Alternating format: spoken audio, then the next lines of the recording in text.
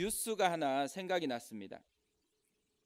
포도나무 한 그루에 4,500송이의 포도가 열려서 화제가 된 뉴스입니다. 사진을 하나 준비를 했습니다. 한번 보여주십시오. 저렇게 한 나무에서 수많은 4,500송이의 포도가 열렸습니다. 전북 고창의 한 농장에서 저 거대한 포도나무가 준비가 됐는데요. 이 포도나무 뻗어나간 길이만 무려 40m 달한다고 합니다. 그리고 이 면적이, 한 나무의 면적이 300평. 말 그대로 진짜 거목입니다. 이 포도나무를요, 무려 14년 동안 친환경 농법으로 그렇게 키웠다고 합니다. 그러니까 저 포도나무를 보면서 진짜 잘 준비된 한 나무가 정말 풍성한 열매를 맺는다라는 것을 저 나무가 그대로 보여주고 있는 것 같습니다. 저 사진을 보면서요, 그런 마음이 드는 거예요. 야, 진짜 내 인생도 저런 영적인 거목같이 그렇게 쓰임 받았으면 좋겠다.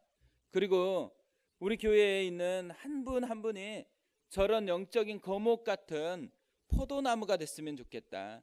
그래서 우리의 삶을 통해서 정말 많은 수많은 영혼들이 또 유익을 얻고 또 풍성함을 경험했으면 좋겠다. 이런 생각이 들더라고요. 우리 옆에 있는 분들 한 번 더 인사하겠습니다.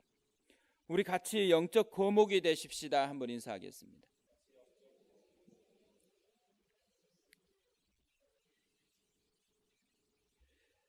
하나님은 왜 무디를 크게 쓰셨는가라는 책이 있습니다.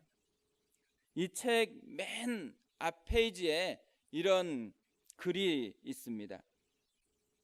하나님은 준비된 자를 사용하신다. 하나님은 사람의 준비를 무시하지 않으신다. 하나님은 사람들의 준비 위에 은혜를 베푸신다. 하나님은 무엇보다 기도로 준비하는 자에게 더 놀라운 은혜를 예비하신다. 이 글만 봐도요, 이 책이 뭘 강조하려고 하는지가 다 담겨 있습니다. 준비가 중요하다라는 거죠. 얼마나 준비가 되느냐에 따라서 무엇을 누릴 수 있느냐가 결정이 되어진다라는 거죠.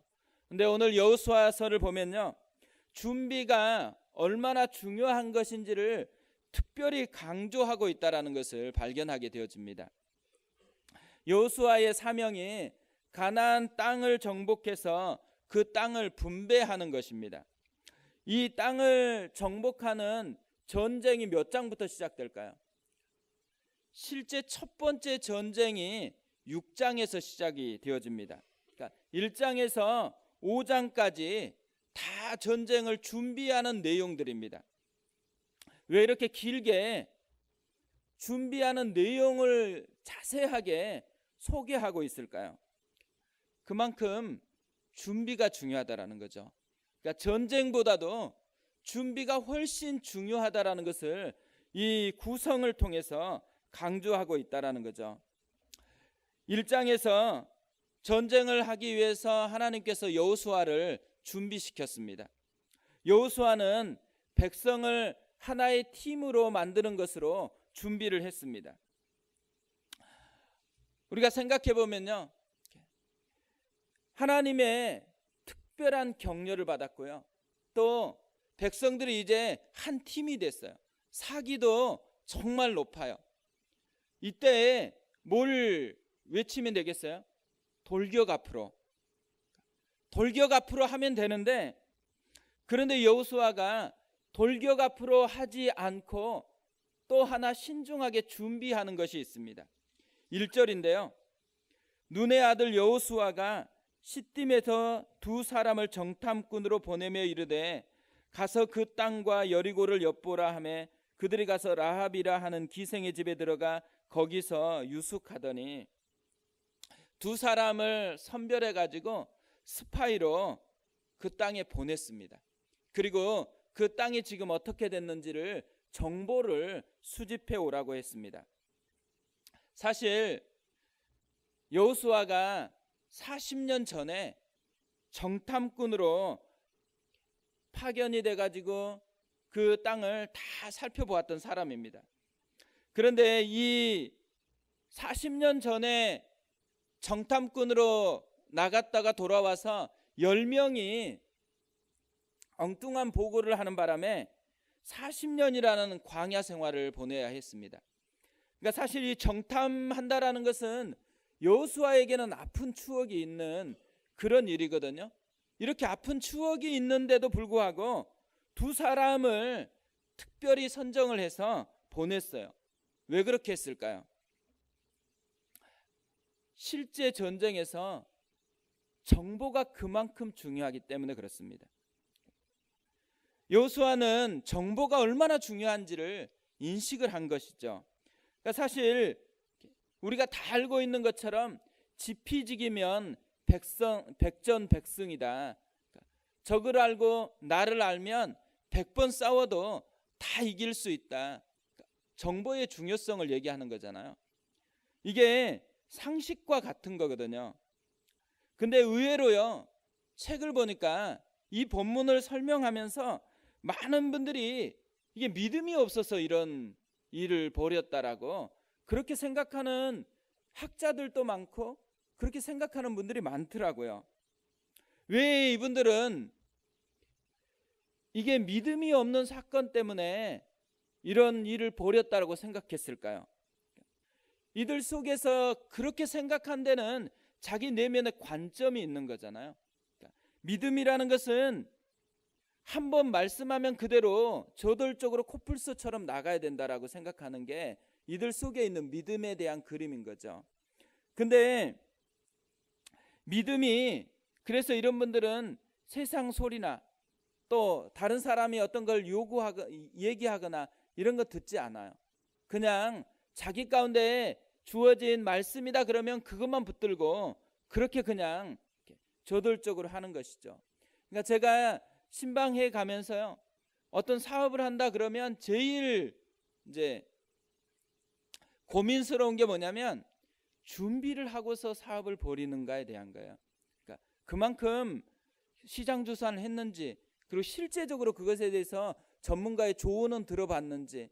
근데 이런 것들에 대해서 얘기를 하면 목사가 그런 걸 물어본다고, 믿음이 없다고 그렇게 얘기를 하세요. 이분들이 가지고 있는 신앙의 그림이 뭐예요?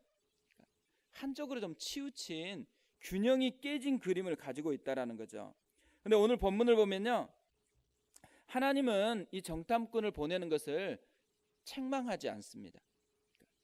그리고 이것을 오히려 사용을 해요. 이것을 보면 뭘 알 수 있냐면 믿음이 없어서 정탐꾼을 보낸 것이 아니고 믿음의 결과로 정탐꾼을 보냈다라는 거예요. 믿음으로 세상을 알고 믿음으로 싸워야 할 것을 더 잘 알아야 되기 때문에 여호수아가 이 정탐꾼을 파송을 했다라는 거죠. 사실 신방을 해서 보면 진짜 많은 분들이요, 자녀 교육에 관심이 많습니다. 어떻게 하면 자녀를 더 잘 키울 것인가에 대해서 진짜 마음에 염려는 많은 것 같아요. 생각도 많습니다. 그런데 뭐는 하지 않냐면 공부는 하지를 않아요. 진짜 자녀들이 어떤 지금 이때에 뭐가 필요하고 어떻게 가이드를 하고 그런 게 중요한지에 대해서 잘 공부를 하지 않는다라는 것을 발견해요.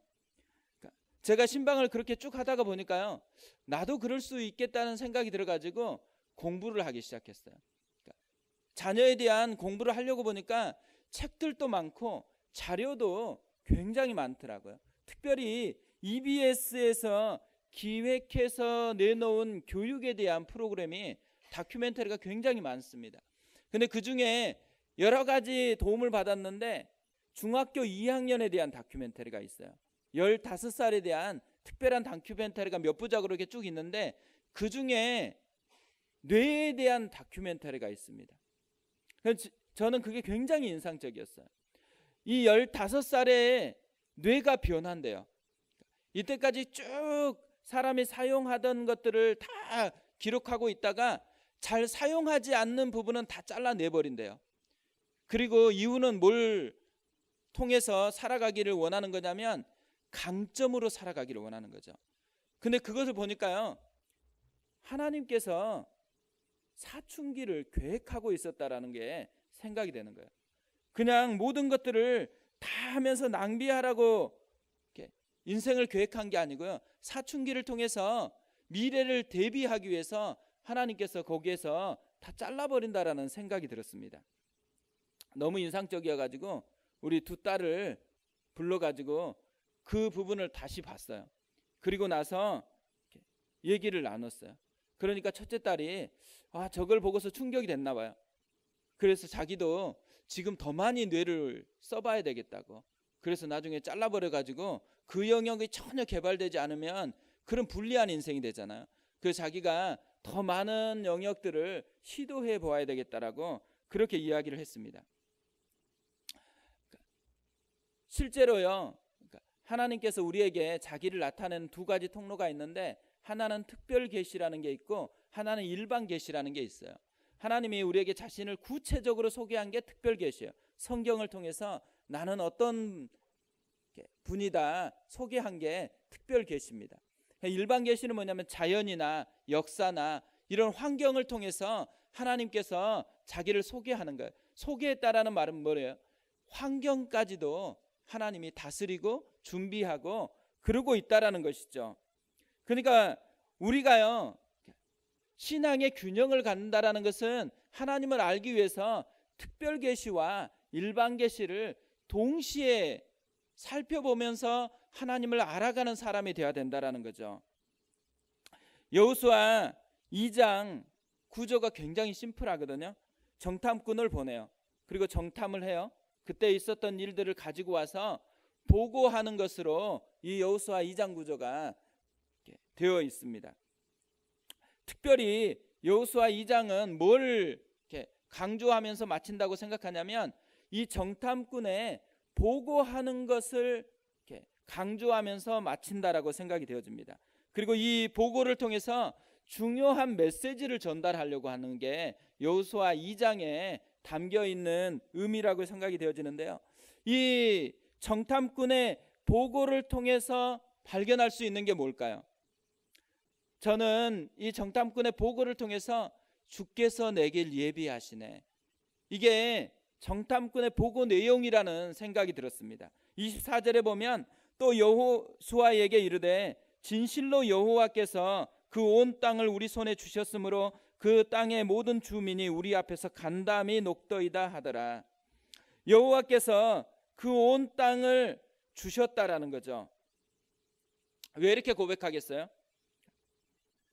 자신들이 정탐하면서 경험한 게 있기 때문에 그런 거죠. 자신들이 이 정탐을 통해서 하나님을 경험했다라는 거예요. 이들이 경험한 주께서 예비하신 것이 오늘 이 고백을 보면 두 가지인 것을 알 수가 있습니다. 하나는 뭐냐면 만남의 축복이에요. 만남의 축복. 1절을 다시 보면요, 눈의 아들 여호수아가 시딤에서 두 사람을 정탐꾼으로 보내며 이르되 가서 그 땅과 여리고를 엿보라 하매 그들이 가서 라합이라 하는 기생의 집에 들어가 거기서 유숙하더니, 두 정탐꾼이 지금 라합이라는 기생의 집으로 들어갔어요. 이들이 이 라합이라는 집에 들어갈 때 많은 그곳에 기생의 집이 있었을 거예요. 그런데 왜 하필이면 이곳에 들어갔겠어요? 라합이 좀 변절자이고 이중 스파이로 이미 심어놓은 사람이니까 그 정보를 가지고 들어갔나요? 그렇지 않아요. 그냥 우연하게 이 라합이라는 집에 들어갔어요. 그런데 이 라합이라는 집에 들어간 선택한 이유는 딱 하나예요. 사람들이 오고 가는 그곳에 정보가 많은 거잖아요. 그러니까 정보를 가장 쉽게 획득할 수 있는 곳이 이 기생의 집이었기 때문에 이 기생의 집에 들어갔을 뿐입니다. 그런데 비밀리에 갔는데 발각이 된 거예요. 그래서 왕이 사람을 보냈습니다. 근데 라합이 자신을 감춰주고 그리고 또 어떻게 숨어서 돌아가야 될지도 다 방법까지도 알려줬어요. 이 라합을 보면서 이들이 뭘 느꼈겠어요? 하나님의 예비하심. 자기들은 한 게 없어요. 라합이 전부 다 해줬어요. 이 하나님의 예비하심을 그들이 느꼈기 때문에 이렇게 담대하게 진실로 여호와께서 그 온 땅을 우리 손에 주셨다, 이렇게 외칠 수 있는 것이죠. 전 시편 91편 1절 말씀을 참 좋아하거든요. 지존자의 은밀한 곳에 거주하며 전능자의 그늘 아래 사는 자여. 오늘 이들이 경험한 게 뭐겠어요? 지존하신 하나님의 은밀한 곳, 전능하신 그분의 그늘을 경험했다라는 거죠. 이들에게는 라합이 전능자의 그늘이었던 것입니다. 제가 개척하고서 제일 많이 듣는 말 중에 하나가 뭐냐면, 목사님은 참 복도 많으시다고, 어떻게 이런 좋은 분들하고 같이 이렇게 사역하게 됐냐고. 그래서 아무리 생각해봐도 진짜 맞는 것 같아요.